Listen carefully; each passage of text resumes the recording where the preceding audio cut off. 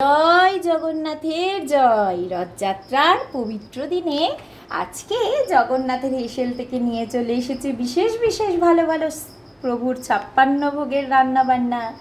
আজকে ছিল 56 ভোগের অন্যতম কণিকা, মিঠা ডালি, মহুরা, পরমান্ন, মিষ্টি কুমড়োর পাট ভাজা আর টমেটো আলু বোখরা দিয়ে চাটনি আর জল। সবাই রথযাত্রার জন্য তৈরি তো? বিকেলে প্রভুর রথ টানবেন তো সবাই? অবশ্যই রথের দড়ি টানবেন। প্রভুর আজ বিরাট উৎসব, আবার সে 1 বছরের রথযাত্রার জন্য অপেক্ষা। আমরা সবাই মিলে বলি চলুন জয় জগন্নাথের জয়।